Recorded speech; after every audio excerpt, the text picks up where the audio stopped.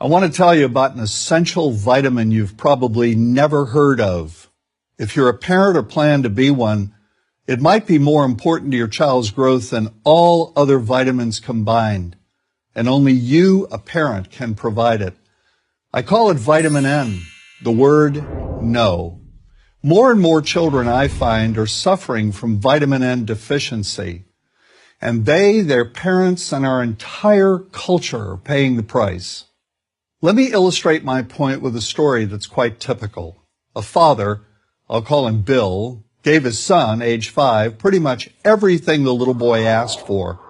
Like most parents, Bill wanted more than anything for his son to be happy, but he wasn't. Instead, he was petulant, moody, and often sullen. He was also having problems getting along with other children. In addition, he was very demanding and rarely, if ever, expressed any appreciation, let alone gratitude, for all the things Bill and his wife were giving him. Was his son depressed, Bill wanted to know? Did he need therapy? His son, I told him, was suffering the predictable ill effects of being overindulged. What he needed was a healthy and steady dose of vitamin N. Overindulgence, a deficiency of vitamin N, leads to its own form of addiction. When the receiving of things begins to generate nothing but want for more things. One terrible effect of this is that our children are becoming accustomed to a material standard that's out of kilter with what they can ever hope to achieve as adults. Consider also that many, if not most, children attain this level of affluence not by working, sacrificing, or doing their best, but by whining, demanding, and manipulating. So in the process of inflating their material expectations, we also teach children that something can be had for next to nothing. Not only is that a falsehood, it's also one of the most dangerous, destructive attitudes a person can acquire. This may go a long way toward explaining why the mental health of children in the 1950s, when kids got a lot less, was significantly better than the mental health of today's kids. Since the 50s, and especially in the last few decades, as indulgence has become the parenting norm, the rates of child and teen depression have skyrocketed. Children who grow up believing in the something for nothing fairy tale are likely to become emotionally stunted, self-centered adults. Then, when they themselves become parents, they're likely to overdose their children with material things. The piles of toys, plushies, and gadgets one finds scattered around most households.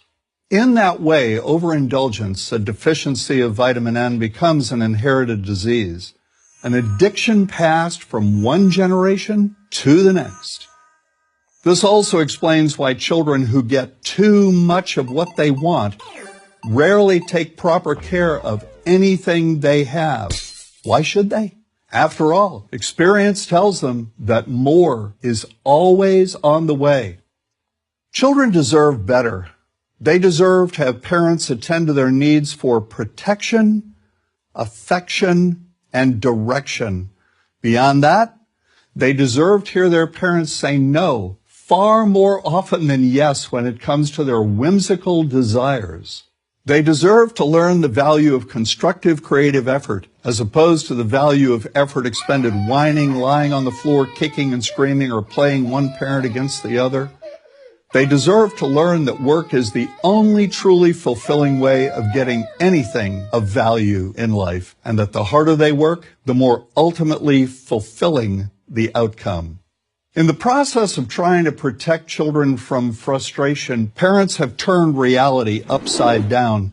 A child raised in this topsy-turvy fashion may not have the skills needed to stand on his or her own 2 feet when the time comes to do so. Here's a simple rule.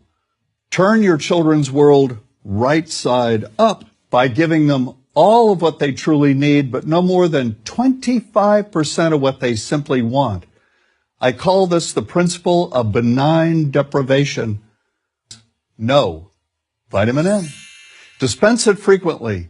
You'll be happier in the long run, and so will your child. I'm John Rosemond, author and family psychologist for Prager University.